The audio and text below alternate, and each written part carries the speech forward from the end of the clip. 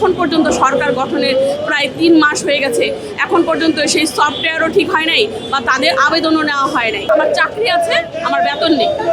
তো আমরা চাচ্ছি যে আমাদের বেতন দেওয়া হোক। আমরা যে দীর্ঘ 14 বছর ধরে, কেউ 15 বছর, কেউ 20 বছর, কারো কয়েকদিন বাকি আছে, সেই দিন শেষ বা ফুরিয়ে যাওয়ার আগে যেন আমাদের বেতনের ব্যবস্থা করা হয়। বেতনের ব্যবস্থা করার আগে সরকারের কাছে বলবো যে আমাদের জিও কোড নামে একটা কোড জারি হবে প্রতিষ্ঠানে নামে, সেটা আগে করা হোক। তারপরে শিক্ষক এমপি হবে, তবে এখানে অনেক পর্যায়ক্রম বা কার্যক্রম আছে।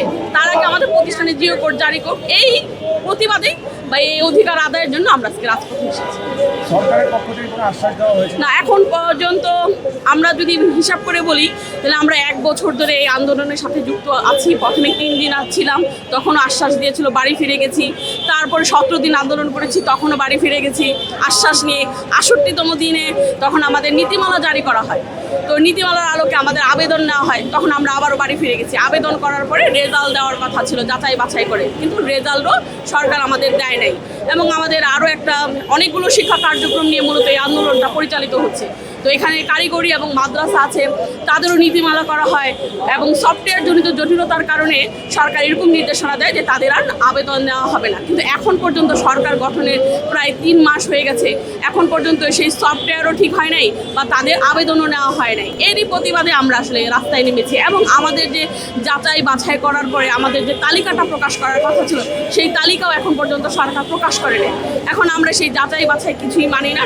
সোজা কথা, যে নীতিমালাটা দেওয়া হয়েছিল সেটা আমলাতান্ত্রিক জটিলতার মাধ্যমে সেই নীতিমালাটা দেওয়া হয়েছিল। যে আমরা দীর্ঘ প্রায় 15-20 বছর ধরে যেহেতু প্রতিষ্ঠানের সাথে আছি, একটা প্রতিষ্ঠান নতুন অবস্থায় অনেক ভালো থাকে, কিন্তু যেখানে বেতন নেই আস্তে আস্তে সেই অবস্থাটা কিন্তু ভঙ্গুর অবস্থায় পরিণত হয়। তো সেই নীতিমালাটার মাধ্যমে এই যে ভঙ্গুর দুর্দশা, সেই দুর্দশা থেকে অনেক প্রতিষ্ঠানই কিন্তু বের হয়ে আসতে পারবে না। তাই আমরা এখন বলবো যে নীতিমালার আলোকে নয়, স্বীকৃতি এবং অধিভুক্তির মাধ্যমে যে সমস্ত প্রতিষ্ঠানগুলো দেওয়া হয়েছে এবং দীর্ঘ সময় অতিবাহিত হয়েছে, সেই সমস্ত প্রতিষ্ঠানগুলো যেন দ্রুত এমপিওভুক্তকরণ করা, এটা হচ্ছে সরকারের কাছে এবং মাননীয় শিক্ষামন্ত্রীর কাছে আমার জোর দাবি। এবং ইদানিং আমরা সংসদে দেখেছি যে আমাদের সেলিম ভুঁইয়া স্যার, উনি সংসদে একজন সদস্য, উনি আমাদেরকে শুনতে শুনেছি যে নন এমপিও শিক্ষকদের বেতনের কথা, এবং সংসদ সদস্য আরেকজন আছেন আবু সাহিদ চাঁদ, উনিও নন এমপিওদের কথা বলেছেন, বেতন দেওয়ার কথা।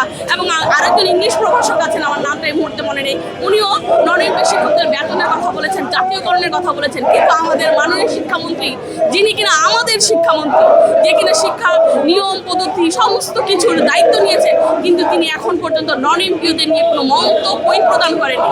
প্রাথমিক বিদ্যালয় নিয়ে উনি ব্যস্ত আছেন, জাতীয়করণ নিয়ে ব্যস্ত আছেন, প্লাস নতুন যে প্রতিষ্ঠান 670টি নতুন প্রতিষ্ঠান উনি চালু করবেন সেটার ঘোষণা উনি দিয়েছেন। কিন্তু আমরা যে 14 বছর, 15 বছর, 20 বছর ধরে অভুক্ত হয়েছে, উনি আমাদের নিয়ে কোনো মাথা চাড়া দিয়ে ওঠেন নেই।